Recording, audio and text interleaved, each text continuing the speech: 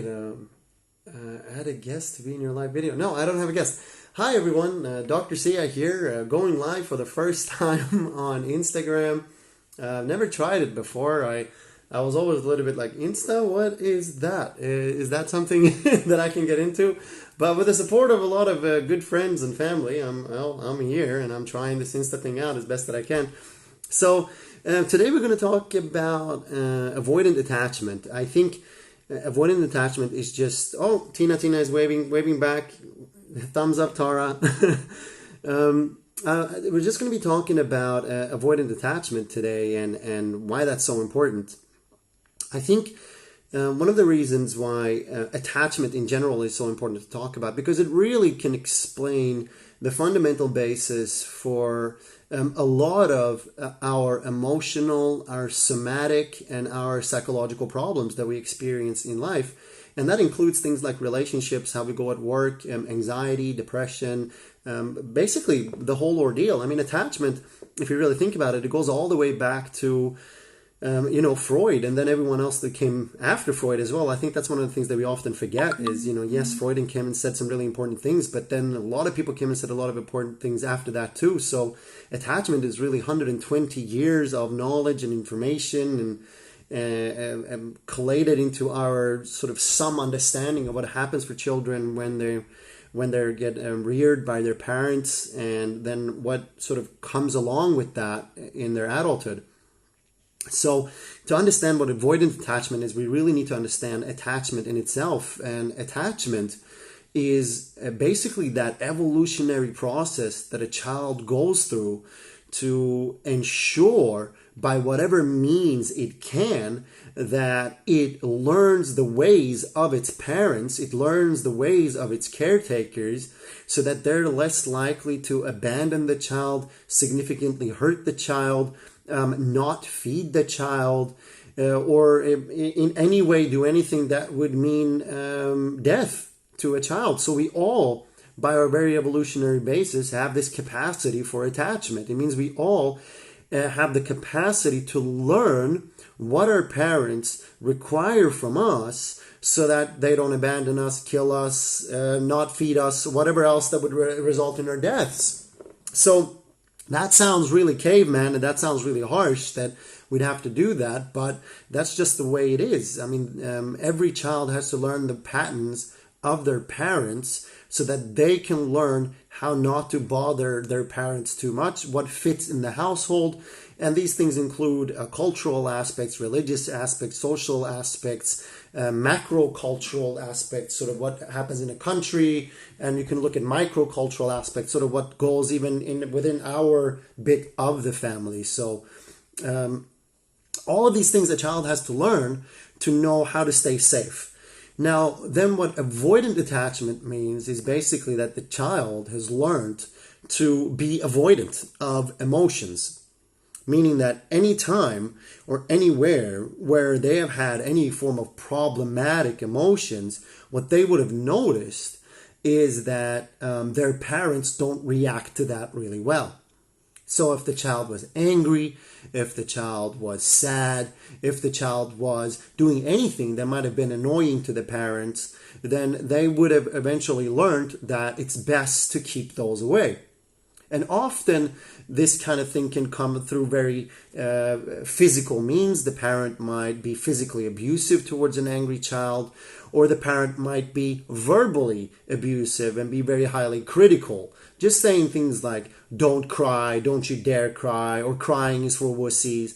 If you're a little boy, they might say something like, well, boys don't cry. If you're a little girl, they might say things like, stop being so weak, or stop being so imprudent, or whatever. So in this way, we learn that our parents go for certain things, that they're okay with certain things, that they accept certain things, and that some things are unacceptable. And we learn to start distancing ourselves away from those feelings and away from those emotions. Now, as we do that as children because we perceive that keeps us safe. So remember, no one walks around with a particular type of attachment thinking that that's not beneficial for them. No one walks around with a particular type of attachment thinking that this is probably the worst thing that's ever happened in the world. They walk around with these particular attachments knowing or thinking very strongly that these attachments benefit them somehow. So we really need to understand that these perceived benefits that we have about these attachments are really just highly hurtful to us. And for example, just to give you an example of how a person with avoidant attachment might be walking around thinking that that avoidant attachment is good for them, whether it's really is bad for them, is this idea of vulnerability. So a lot of people with avoidant attachment think that if they open up, then that means vulnerability. So then you have all of these videos, all of these TED Talks, all of these YouTube talks about people saying, be vulnerable, go ahead and be vulnerable. But as a clinical psychologist, you don't want anyone to be vulnerable. That's the last thing you want. You want people to be open, but you want them to be strong and safe and protected, not vulnerable. But unfortunately, these two things have become equated, and they become equated for a person with avoidant attachment. They think openness, having people around, having people in their life makes them vulnerable somehow. Whereas what we know is that what they do, which is self-isolate, push people away, think that they are the only ones who can manage themselves, they're the only ones who can help themselves, they end up actually being vulnerable. Sam, hi. Hi, Shaw as well. They are the ones who actually end up being really vulnerable. So it's really about opening up. It's really about daring to open up with other people. And that is what reduces vulnerability. That is what actually results in safety. So say for a person who is securely attached and has a lot of people around them, people who tend to be allowed to pay attention to them if something's happening. Now, if this person is starting to feel low mood, starting to feel down, then what they're going to have is this huge protective circle of people who can be there for them, who can be there and help them and support them and guide them through difficult times. But when you're avoidantly attached, what happens is that, first of all, when you're hurt, you've just pushed away everybody. So you may have all of these people around who think to themselves that they really love you and they would want nothing else but to be there for you, but they wouldn't even know that those things are happening to you to begin with, because you would never show them that anything is happening like that when you're avoidantly attached. Hey, Matt, I see you waving there. So it's really important that we can really start moving away from some of the biggest misunderstandings about what attachment is, and particularly about what avoidant attachment. Now, I posted something before where I said that these attachment styles, they don't just show themselves all the time. So it's not like someone who has an avoidant attachment just walks around hating on people, being nasty to people all the time. That's not what it's about at all. Rather, what happens for someone when they are avoidantly attached, or when they have an avoidant style, is that it's when they feel hurt. So it's when they feel down, if they're afraid, if they are somehow afflicted in any way, that's when they really start pushing people away. So a person with avoidant attachment wouldn't be saying, they wouldn't be nasty to anyone just like that. But when their anxiety kicks in, they might become unintentionally nasty. So a friend might reach out to them and sort of try to console them. I'd be like, just get off me. And of course, they don't mean it that way, but that's what might happen, right? Because we're not talking about attachment style as something that's constantly, they don't go to work just being avoidant of everybody. They don't go to the store not saying hi to people. And that's often the problem with when, people are just posting stuff and they don't really know much about much, or they've just heard something from somebody else and then they post it onwards and that. The problem becomes that they say things that then make people who, for example, have avoidant attachment feel really misunderstood. And it makes them feel really judged, because they're going, well, I know that when I'm hurt, I go and isolate myself, but I'm not a nasty person. I don't go around being nasty to people all the time. It's just that I don't want to bother you when I'm hurt.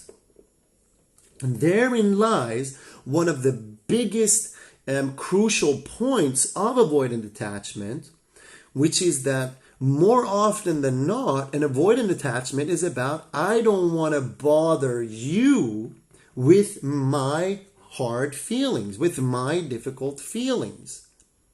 So in that way, most people with avoidant attachment think that they're saving you from some form of burden, that they're saving you from being bothered by your avoidant attachment. So Tara here asks, how do I know if I'm having avoided, if I have an avoidant attachment? Well, I think it's really important to know within yourself, what do you tend to do when you're hurt? So when you're hurt, and when I say hurt, for example, say when you're feeling sad, right? You've lost something, maybe you failed at an exam, maybe a partner left you, maybe whatever that you would feel sad about. What do you tend to do then? Do you tend to self-isolate, go into a room, push away people who want to come and care for you and take care of you and be there for you?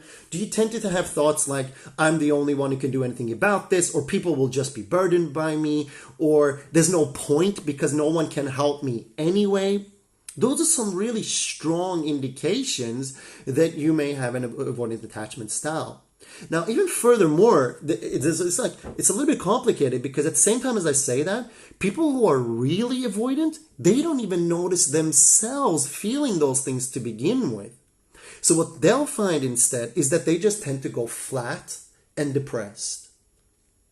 So if you tend to go flat and depressed when you're hurt, sorry, and I just realized that my baby boy put this, he put this on my finger. So it's not a ring, it's just anyway, sorry. If you tend to go flat and depressed when you're hurt, then that really just means that you might have an avoidant attachment style.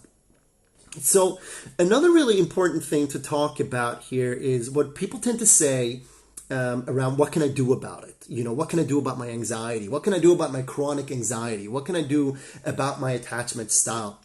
And look, I would love to tell you that the truth is that all of these posts online coming from both psychologists and other knowing people, that all you need to do is go and meditate, and all you need to do is go and exercise, and all you need to do is have a good diet and good sleeping patterns, and all of your troubles will go away. That's unfortunately not true. I wish it was. I wish you could meditate this stuff away. I wish you could exercise this stuff away. I wish you could sleep this stuff off. I wish you could eat this stuff away. You can't. And that's just the truth. The truth, and this is a very boring truth, and it's not a truth that a lot of people want to hear, is that to work on your attachment style, you need really good really good therapy is what you need. You need to go to therapy. You need to work really hard on these attachment styles. You need to dedicate yourself to yourself. If you have an avoidant attachment, unfortunately, despite of your parents' best efforts, they unintentionally did some harm. All right? So despite your parents' best efforts, they unintentionally did some harm if you have an avoidant attachment style. You can't meditate that stuff off. You can't just make that stuff go away.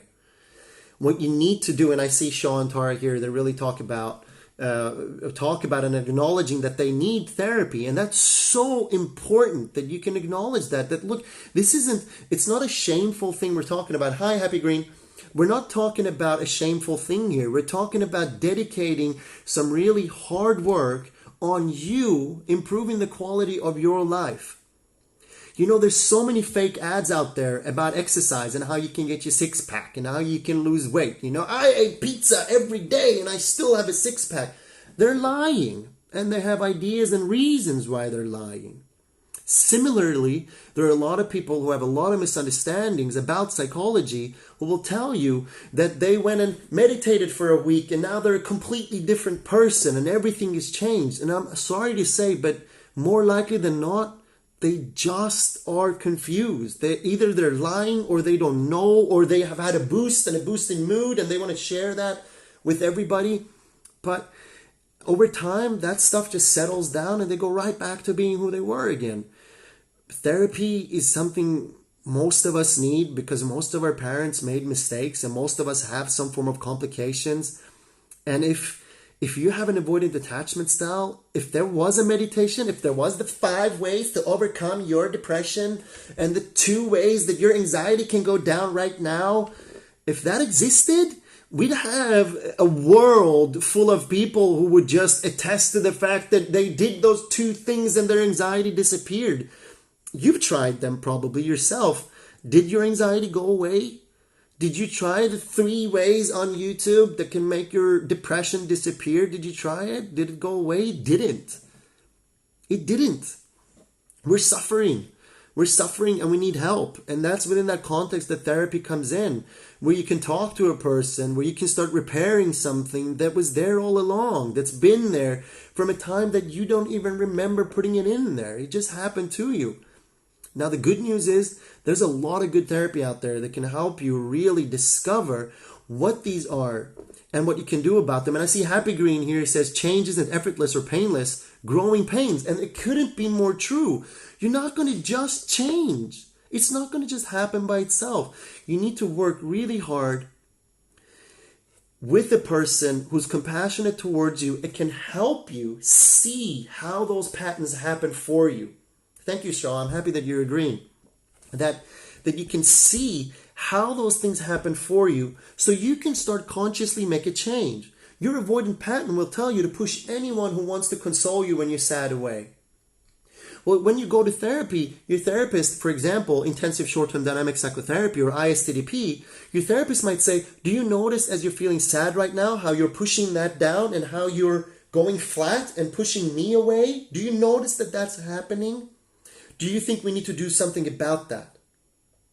Now, Tara asks, I love to meditate, but I definitely need professional help when it comes to some issues. And that's exactly right. It's not about bagging anything here. It's not about saying don't do this or don't do that. It's just about appropriating things, saying this helps for this and this helps for that. A good diet helps for a lot of things. Good sleep helps for a lot of things. And meditation helps for a lot of things. It does a lot of things. But it doesn't change your attachment style. It doesn't change your attachment patterns. It's not going to make chronic anxiety go away. It's not going to make chronic depression go away. That's the truth there. So what we can start doing is first acknowledging that we need help. Now that is an oxymoron. It's really hard to say to somebody with avoidant attachment, you need help, because that's the very same thing that they believe they don't need, right? That's the very same thing that they believe cannot help another person. So not surprisingly then, you don't see a lot of people with avoidant attachment in therapy. And that's a shame. That's a really big shame because there is someone there who's willing to help you. So if you do have avoidant attachment and you're acknowledging that from watching this video and you're thinking to yourself, I need to do something about it, there's only one step you need to take. Just get yourself into that room. Get yourself into that room with another person who's doing an attachment-based therapy. In my opinion, ISTDP, where they are willing to help you look at those patterns, see how your defenses interact with another person, your automatic defenses that you're not aware of, and that when you see, you're going to probably thrive so much going, well, I didn't know I do that. I don't want to do that. But now I'm consciously aware and I can stop doing that. I can make a conscious change to my patterns. And thank you, Shaw. I see you're writing. It's so important to know. Thanks for sharing this. Yeah, and I'm hoping to do more live sessions like this. I'm not going to bore everyone who's sitting there at home watching. I hope that you found this interesting. I'm going to be basically going live once per week now based on sort of what happens. But mostly it's going to be talking about therapy and talking about attachment. That's what I'm hoping that this channel is going to be about. Helping you be able to fully understand what attachment actually is, how it relates to therapy, how it relates to depression and to anxiety and to the issues that we may have. And just be able to be here with you and answer questions live. Thank you so much. Happy reading. I see you're really excited about that. I'm really excited about that too. And Sam writes, do people with avoidant attachment tend to attract certain type of attachment, like attracting anxious and ambivalent attachments? Sam, you're absolutely right. People with avoidant attachments tend to also attract certain types of attachments. They don't tend to attract anxious and ambivalent attachments. people with avoidant attachment tend to attach people or tend to attract people who are not very interested in your feelings and who are not very interested in you as a person, the true you as a person. An anxious, ambivalent person might find it really difficult to be with a person who's avoidant, because they're anxious, ambivalent people tend to want to know more and tend to really want to be able to do everything they can to please the other person, and that's going to be really difficult with an avoidant person. So avoidant people tend to have partners who are also avoidant. So it becomes this almost like, hey, how are you today? Yes, I'm fine, thank you. Let's be with each other as long as everything's fine. But as soon as one person or the other one is hurt, they tend to want to withdraw. When anxious, avoidant people are in relationships with securely attached people, the securely attached person tends to find it really difficult and really confusing. You know, they might say things like, but I don't understand. Why do you pull away? I'm here for you. We can be here together. Why do you always shut down? Why do you always sulk? It seems to me like you got 1,000 things you say in your mind, but you don't tell me any of those. And if I see that there are a lot of people here, and I don't know if you've dated men, but it's become almost culturally acceptable for men to have this avoidant type attachment where it's about, right, Tara, you're right, my ex. Yeah, exactly. Where it's like, yeah, no, I'm just going to go inside myself here. You do your thing. And then, you know, when I'm ready, I'll come out. And they become such a mystery. And to some people, it becomes like, that's attractive. You know, oh, maybe I can crack the riddle that is this man. But unfortunately, over time, as the mystery leaves, we just realize that we're in a quite miserable relationship with a person who, you know, just can't come out. And we've done our efforts. We've tried. We've pushed. We've pulled. We've cried. We've yelled. And yeah, right? Yeah. And thank you, Sam. And it's like, nothing works. So you give up, right? So you give up. And it's so maladaptive, because deep inside, that avoidant person is just thinking, if I could just come out, if I could just say something, if I could just do something, if I could connect better, but I'll be so vulnerable if I do. And therein, again, lies the danger of thinking that openness is vulnerability. Openness is safety. Openness is closeness. Openness is love. Openness is everything that means anything connecting to human beings. We're not made in isolation. We're not born in isolation. We're not sharks who from birth just come out ready to eat other creatures. We need love. We need care. We need connection. We die without love. We die without love. Literally, babies who are not loved and cared for, just those things, they're fed, they're roofed, they're not given close love, they get brain atrophy, their brain falls and crumbles together and they die. That's how important connection and love is us as human beings. So to think that openness is vulnerability is one of the biggest ways that an avoidant attachment tricks your mind. It tricks your mind by telling you, and I see you get passionate there, Shaw, right? And yes, we do. Avoidant attachment tricks your mind by telling you that openness, having people around you, having connection and love and care is dangerous. But being isolated, no one can hurt me if I'm by myself. No one can hurt me if I'm all alone, by myself, in isolation, in my dungeon, where no one can touch me, no one can see me, no one can hear me. That's the very definition of vulnerability for humanity. And not just romantic love. I think people assume love is mostly romantic. We need love. That's right. Thank you so much for clarifying that, Happy. When I'm talking about love, in this case, I was actually talking about the love of an attachment figure. I was talking about the love of a parental figure or a caretaker. So, you know, we need that connection. We need that love. We need that closeness. And when you have an avoidant attachment, you just think that love is dangerous. So that's how the avoidant attachment survives in your brain. It tells you that it's the safe bit, and it tells you that loneliness is the dangerous bit. So your whole life, you've gone along and thought about vulnerability the wrong way. The word vulnerability has been wrong. The word vulnerability meant closed. The word vulnerability meant open. But the word vulnerability needs to mean closed. The word open needs to mean safe. When you have people around you, sure, they can hurt you. But again, we don't see that people with avoidant attachment tend to get abused less, that they tend to have safer partners. In fact, it's the other way around. It's people who have safe attachments who have good radars. Their radars are good because their radars are saying safe attachment, anyone safe attachment. Would you like to safely attach to me? You there, would you like to safely attach to me? You, madam, like it's looking for safely attached. Whereas what avoidant attachment is going, you look like you probably wouldn't want to know a lot about me deep down inside and really connect with the real me. Looks like you like what you see out here, so great. But that's not the way they're thinking. And this is where we need to understand that we can't judge a person for their attachment. We can't judge a person thinking that this is what they're actively thinking. It's not. From a psychological perspective, it is. But it's not like you have an avoidant attachment, you're going around thinking, yeah, that's how I think. That's not how it happens. So just to summarize what we talked about today, the one main clue to how an avoidant attachment happens, if you want to know how an avoidant attachment happens, is if you have an avoidant attachment, when you're in moments when you should be sad, or could be angry, could be happy, you might get depressed in those moments instead. And another thing is to know that a friend of yours might have avoidant attachment and you might not even know it. You might not even know it because they'd be kind, they'd be out there, they'd be just as funny and giving as anyone else. But the moment they're feeling hurt, that's when you see their attachment patterns. If when they're hurt, they tend to push everybody away and isolate and pretend like it's nothing, that's when that suggests that there might be some avoidant attachment coming in. So remember that. You can't just go out and talk to somebody and go, this person is avoidant.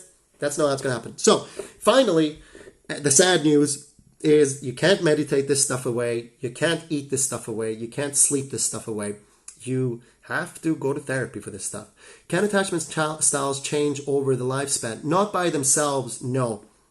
Unfortunately, what tends to happen with a person with attachment styles is that they tend to unintentionally push away everybody who is different to that attachment style. Remember, we were talking about how avoidant people tend to sort of attract avoidant people.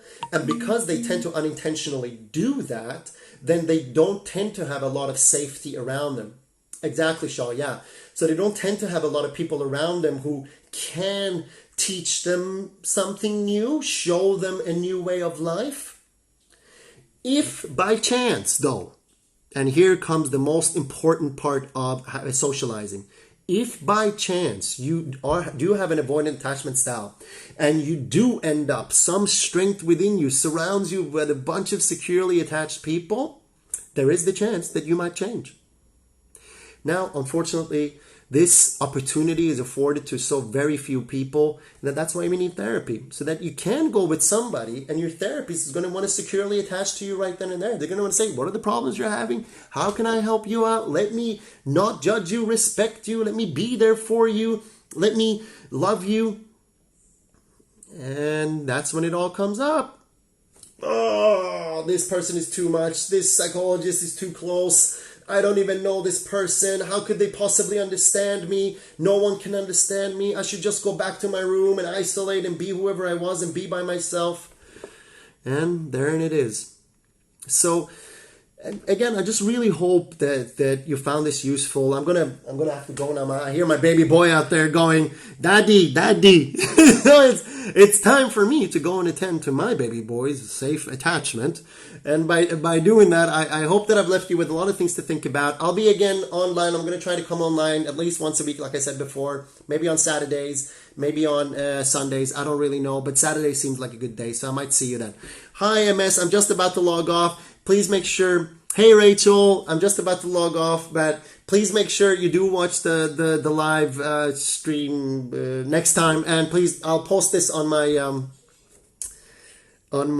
help me out, story. Is that what it's called? I'll post this on my stories so you can follow what we talked about later. Thank you so much, Liv and Ashley. Thank you, Shaw. I'll see you all next time within a week for sure. Alrighty. Bye. End? Does it record if I end? Okay, I'm going to press end and hope that it's recorded. Alrighty, okay. Thank you, Tara. Thank you.